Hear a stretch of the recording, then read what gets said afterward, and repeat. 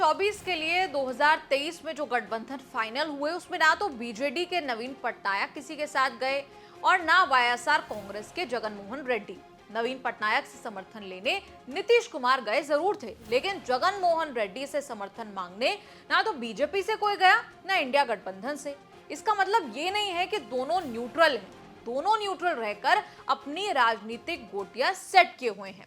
अगले हफ्ते संसद में दो मुद्दों पर बहुमत का टेस्ट होना है, इंडिया गठबंधन के अविश्वास प्रस्ताव पर और दिल्ली के अध्यादेश पर।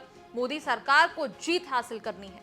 लोकसभा में पहले से कोई दिक्कत नहीं है, राज्यसभा की अड़चन भी दूर हो गई है। जगन मोहन रेड्डी की पार्टी वाईएसआरसी अविश्वास प्रस्ताव और दिल्ली अध्यादेश पर मोदी सरकार का ही समर्थन करेगी। लोकसभा में वाईएसआर कांग्रेस के 22, राज्यसभा के 9 सांसदों के वोट एनडीए को पड़ेंगे। जगन मोहन बीजेपी के साथ नहीं है, एनडीए में भी नहीं है, लेकिन उनसे मोदी सरकार को ये इत्मीनान रहता है कि वो कम से कम विपक्ष को जीतने नहीं देंगे।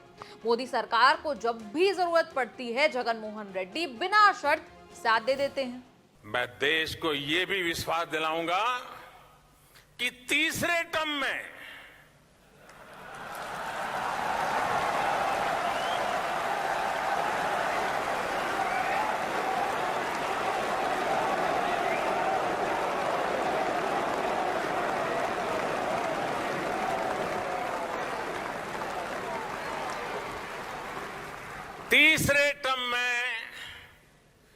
दुनिया की पहली 3 इकोनॉमीज में एक नाम भारत का होगा।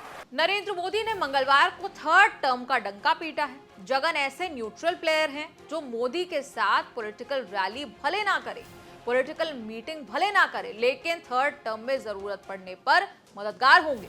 नवीन पटनायक की तरह जगन मोहन ने अभी तक मोदी के पीएम बनने की कोई भविष्यवाणी नहीं की है। आंध्र प्रदेश उन राज्यों में है जहां विधानसभा का चुनाव लोकसभा के साथ होता है। जगन मोहन ऐसे रीजनल क्षत्रप हैं जिन्होंने 2014 और 19 के प्रचंड मोदी लहर में भी आंध्र में अपनी आंधी दिखाई। 2014 में पहली बार चुनाव लड़ते हुए 45% वोट शेयर के साथ 67 सीटें जीतकर सबसे बड़ा विपक्ष बने। लोकसभा की भी 9 सीटें जगन की पार्टी जीती। 2014 के नतीजों ने जगन मोहन को आगे का रास्ता दिखाया। 2017 में वाईएसआरसी के 1/3 विधायक टीडीपी में जाने में जगन का राजनीतिक वजूद खतरे में था। जगन 3000 किलोमीटर की प्रजा संकल्प पदयात्रा पर निकल पड़े। 125 असेंबली सीटों से गुजरती हुई पदयात्रा 430 दिन बाद 2019 के चुनावों से ठीक पहले थमी। वी वांट जगन वाला नारा इतना हिट हुआ कि वाईएसआरसी ने 175 में 151 विधानसभा सीटें और 25 में 22 लोकसभा सीटें जीतकर तहलका मचा दिया। जगन के आगे ना राहुल फैक्टर चला ना मोदी फैक्टर। प्रशांत किशोर के पोर्टफोलियो में जो सक्सेस स्टोरीज हैं उसमें एक जगन मोहन रेड्डी भी हैं, जिनके साथ उन्होंने 2019 में काम किया और मोदी लहर के बाद भी। आंध्र प्रदेश में वाईएसआरसी ने क्लीन स्वीप की। प्रचंड जीत के बाद जगन कभी कांग्रेस की ओर तो नहीं गए, लेकिन मोदी बीजेपी से दोस्ताना बनाए रखा।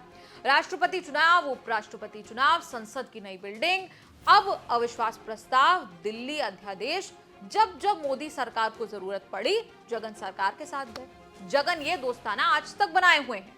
2009 में पिता की मौत ने जगन मोहन का सब बदल दिया। उन्होंने कांग्रेस छोड़कर वाईएसआर कांग्रेस बनाई।